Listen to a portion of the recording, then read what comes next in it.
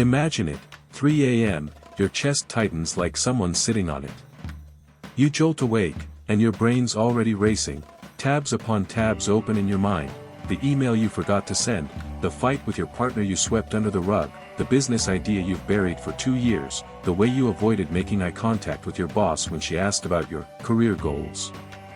You grab your phone, scrolling TikTok like it's a sedative.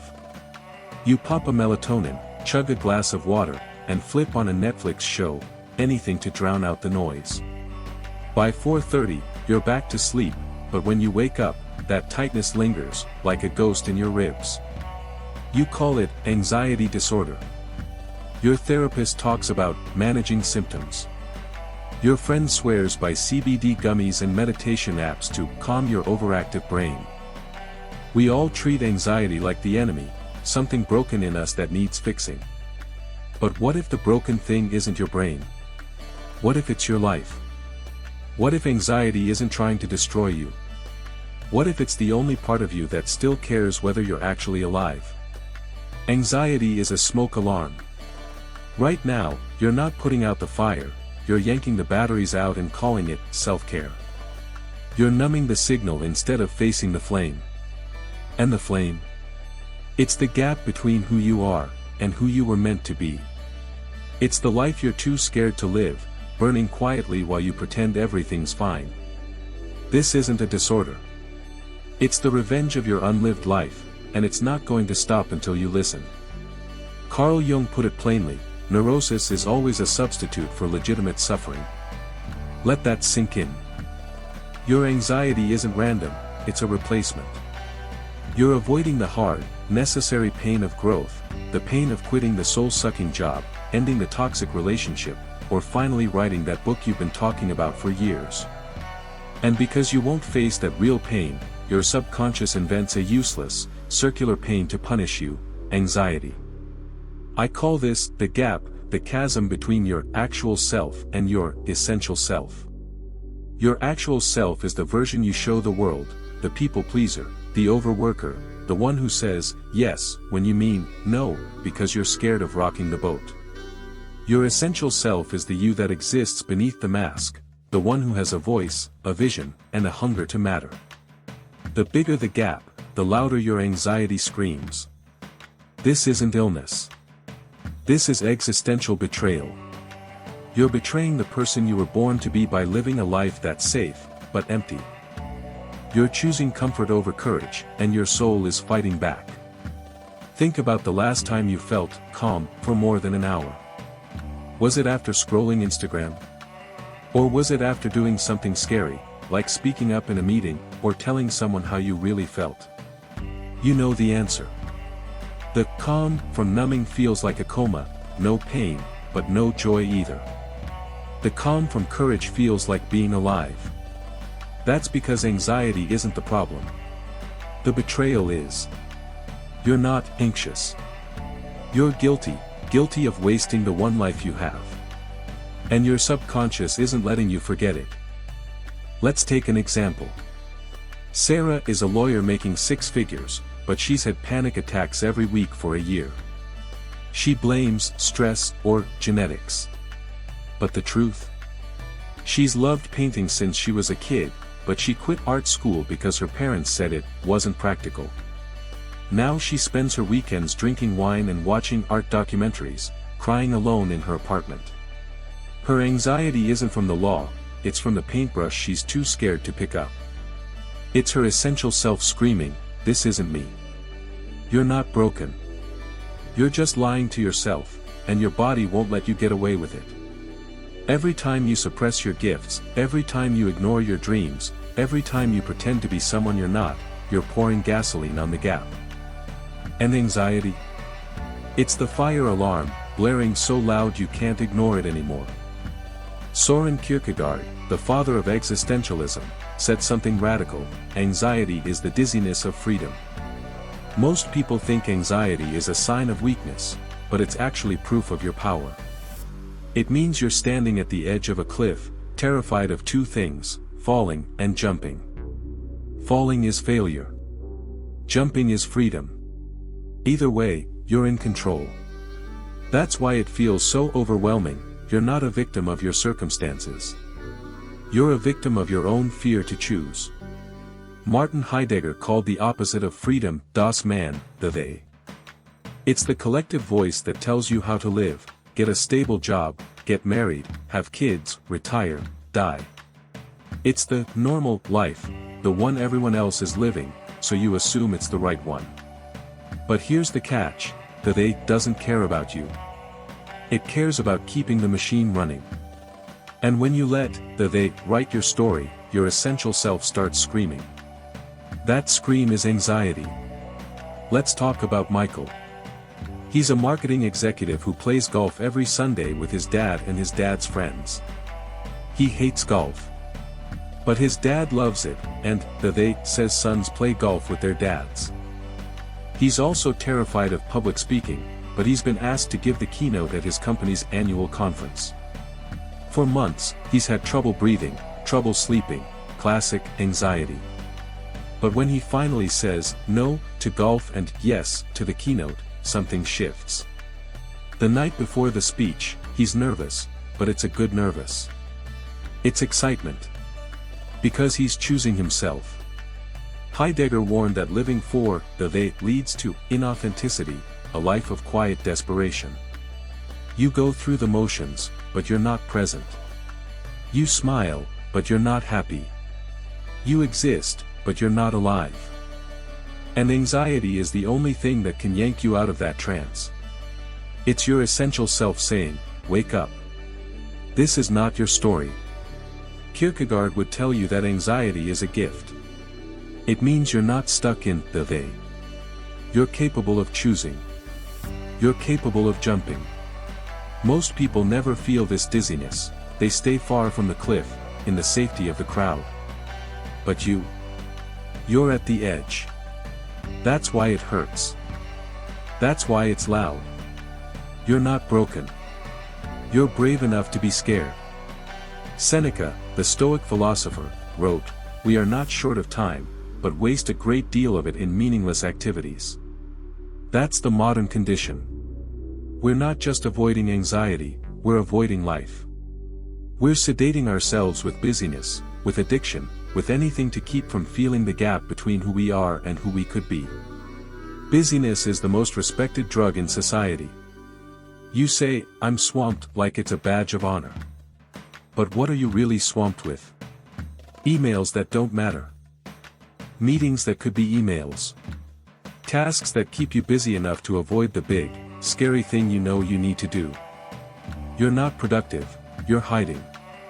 You're using busyness as a shield against your own potential. Then there's the obvious stuff, social media, video games, porn, alcohol. These aren't vices, they're escape pods. You scroll TikTok for 3 hours because it's easier than writing the first page of your novel. You get drunk every weekend because it's easier than talking to your partner about how lonely you are. You play video games until 2 a.m. because it's easier than facing the fact that you hate your job. For a moment, the anxiety fades. But when the high wears off, it's worse, because now you're not just anxious. You're guilty of wasting more time. The worst part? Sedation kills your life force. You become a zombie, going through the motions, but not feeling anything. You stop laughing hard. You stop crying deep. You stop dreaming big. You settle. And the they tells you this is growing up. But it's not growing up. It's giving up. I had a client, Lisa, who was addicted to reality TV. She'd watch 4 hours a night, even though she complained about being too tired to work on her photography business.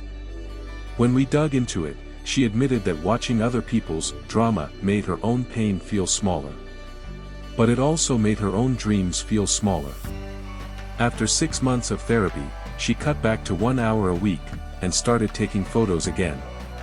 Within a month, her anxiety was gone. Not because she'd managed it, but because she stopped running from it. She stopped numbing, and started living. The price of sedation is your life. Every time you numb the anxiety, you numb the part of you that wants to create, to love, to matter.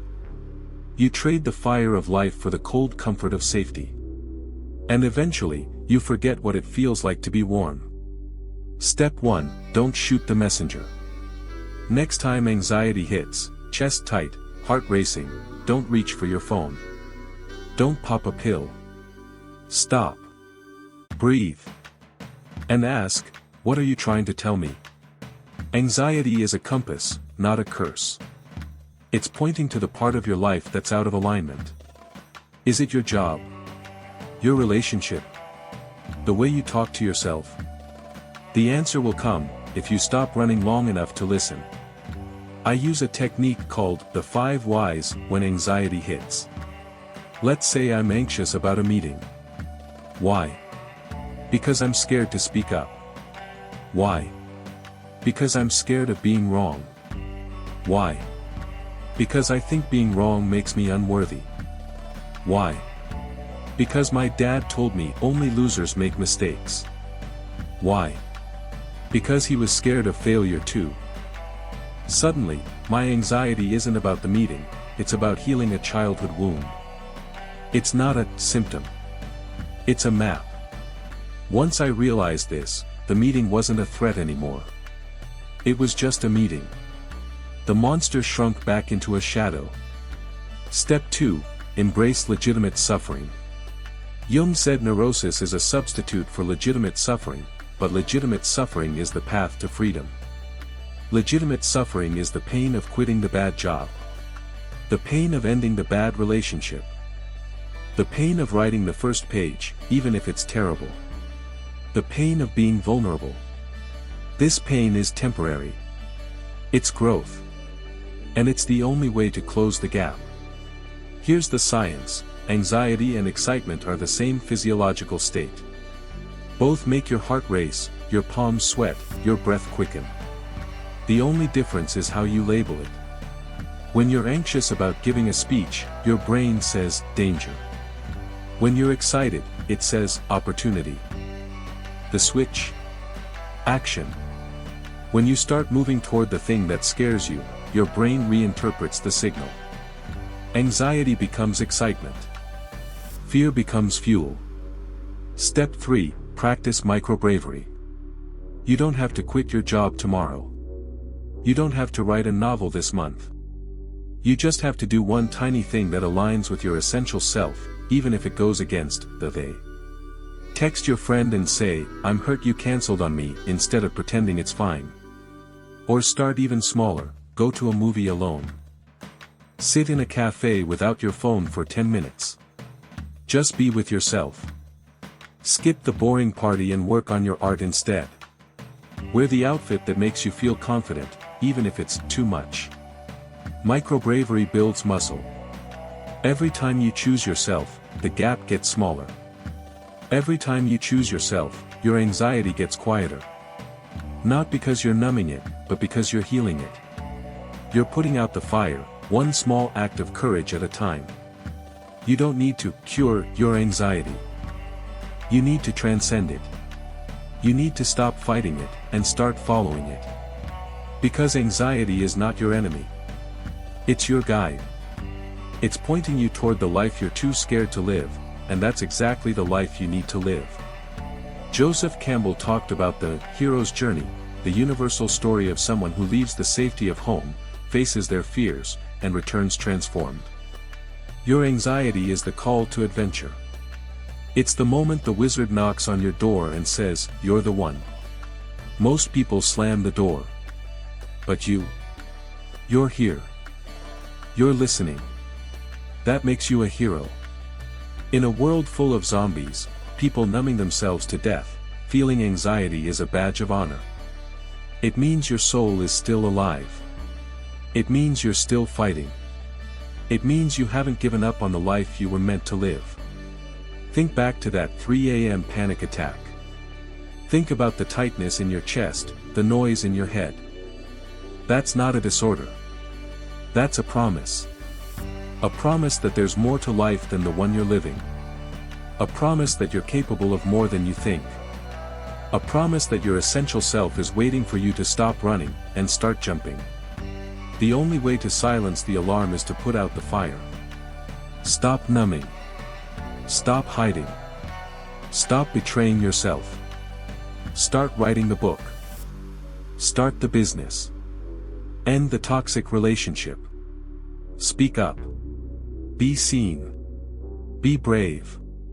The life you're scared to live is the only life worth living. And your anxiety? It's just the first step on the journey. Now go. Jump.